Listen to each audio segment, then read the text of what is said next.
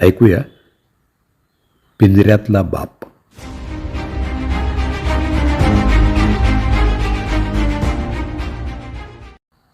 प्रत्येक बापाची थोड्याफार फरकानं घरात साधारण हीच परिस्थिती असते. वाढलेलं वय, मानसिक ताण सहन होत नसतानाही त्या आरोपांसाठी सामोरं जावं. तुम्ही आमच्यासाठी काय करून ठेवलं, हा एक सर्वसाधारण आरोप असतो आणि तो सगळ्याच बापांच्या विरुद्ध केला जातो. काय केलं याची यादी जर एखादा बाप चुकून माकून द्यायला लागलाच तर त्यात वेगळं काय केलं तुम्ही, ते तर सगळेच बाप करतात, असं टोकलं जातं आणि सगळी सफाई देण्यापूर्वीच संपवलेली असते. तुम्ही आम्हाला प्रोत्साहनच दिलं नाही, असा आणखी एक आरोप असतो. प्रोत्साहन द्यायचं म्हणजे काय करायचं? मुलांना जसा परफॉर्मन्स दाखवला असेल त्यानुसार त्यांना आपलं करिअर निवडलेलं असतं. अगदी इंजिनियर जरी झाला तरी मुलगा असा आरोप करतोच. त्यावेळी विचारच करत नाही की बापाने इंजिनिअरिंगची फी भरताना किती ओढाताण करून घेतली होती. तुम्हाला दूरदृष्टीच नाही. ज्यावेळी घरं स्वस्त होती तेव्हा 4 खोल्या आणि कार पार्किंग असलेला ब्लॉक घ्यायला काय हरकत होती? अशा प्रकारचा आणखी एक आरोप असतो. 3 खोल्या घेताना अधिकचे पैसे भरण्यासाठी बापानं काढलेलं कर्ज फेडण्यासाठी आणखी एक पार्ट टाईम नोकरी केलेली असते, हे मुलगाही विसरतो आणि त्याची आई पण. माझा एक मित्र आहे, वकिली करतो. वकिली ठीक सुरू आहे. त्यानं लग्न केलं त्यावेळी त्याची बायको BComच्या शेवटच्या वर्षाला नापास झाली होती. आपल्याला कुठं बायकोला नोकरीला लावायचं आहे असं म्हणत त्यानं ती पसंत केली. दिसायला 4 चौघींसारखीच होती. त्यानं लग्नानंतर तिची इच्छा नसतानाही तिला BCom करायला प्रोत्साहन दिलं. पुढं ती MCom झाल्यावर एका कॉलेजात प्राध्यापक म्हणून रुजू झाली. तुम्हाला माहीतच आहे प्राध्यापकांना पगार किती येतो. तिला भरपूर पगार मिळायला लागला. लग्नानंतर 20 वर्षांनी तिला जाणवायला लागलं की आपण एक वकील पसंत केला, खरं तर ही चूकच झाली. याच्यापेक्षा चांगलं स्थळ शोधायला हवं होतं. याचं कारण आता तिचं क्षितिज रुंदावलं होतं. हातात भरपूर पगार येत होता.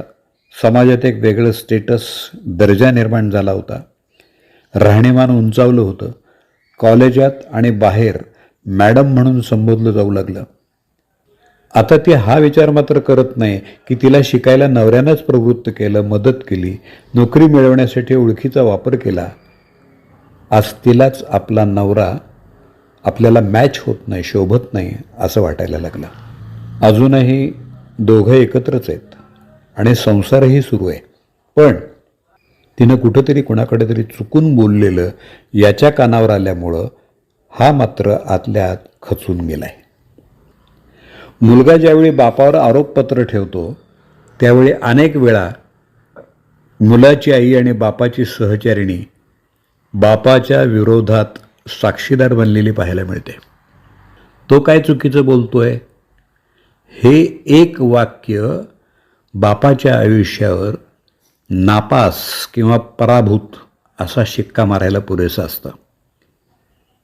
तुम्ही हे करायला हवं होतं, ते करायला नको होतं, अशा अनेक गोष्टींचे अध्याय रोजच वाचले जातात. विशेषतः बाप निवृत्त झाल्यावर आणि मुलगा कमवायला लागल्यावर अशा आरोपांची संख्या आणि फ्रिक्वेन्सी वाढतीच असते. अनेकांना समजत नाही की आपण सेवेत असताना एक हुशार, गुणवंत कर्मचारी, प्रामाणिक, कष्टाळू माणूस अशा उपाध्या मिळवलेले, निवृत्तीनंतर खरंच आपण इतके मूर्ख कसे बनलो? जे आपलं कर्तव्य आहे असं आपण समजत होतो आणि जे करण्यासाठी आपण आपल्यावरच अन्याय करत होतो ते आपले गुन्हे कसे बनले? याचं सगळ्यात महत्त्वाचं आणि एकमेव कारण म्हणजे आता बापावरचं अवलंबित्व संपलेलं असतं, मुलांचं आणि बायकोचंही. आता तिला तिचा मुलगा आधार द्यायला सिद्ध झालेला असतो. बापाकडे जरी निवृत्ती वेतन असलं, थोडीफार शिल्लक असली तरी जर त्या बाजून कुणाचं अडणार नसेल तर बापाची ही अवस्था ठरलेलीच आहे. आता बापानं आपण चुकीच्या लोकांसाठी, चुकीच्या कारणांसाठी आपलं आयुष्य वापरलंय असा पश्चात्ताप करायचा नाही. हाल सोसताना, कष्ट करताना, त्याग करताना आपल्याला कर्तव्यपूर्तीचा आनंद मिळत होता ना, तो आठवायचा. जगरहाटी अशीच असणार आहे. प्रत्येक बापाला आरोपीच्या पिंजऱ्यात उभं राहायला लागणारच आहे. आता असे आरोप झाले तर लगेच कबुली जबाब द्यायचा आणि पुढचा वाट टाळायचा. मित्रांनो, ज्यांच्यासाठी त्याग केला, कष्ट सोसले, त्यांच्याशी वाद घालायचे प्रसंग टाळणं हे तर आपल्या हातात आहे ना. एका त्रयस्थ भूमिकेतून या आरोपांकडे पाहायचं आणि बोध घेत पुढचं आयुष्य आपल्याच धुंदीत सकाळ संध्याकाळ मित्रांबरोबर व्यतीत करायचं. त्यांच्याशी समक्ष तर कधी फोनवर गप्पा गोष्टी करायच्या. छोट्या मोठ्या सहलीचा आनंद लुटायचा प्रयत्न केला पाहिजे.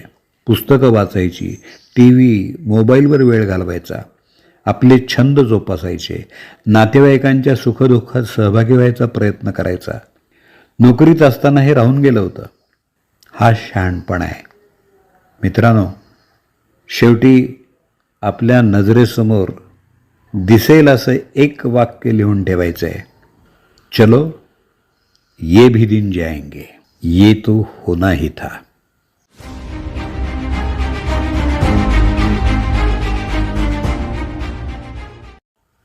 माझ्या सर्व मित्रांनो, आपल्याला हे पिंजऱ्यातलं जीवन तितकंच आनंदात जगायचं आहे. जमेल, नक्की जमेल. पहा, प्रयत्न करून पहा.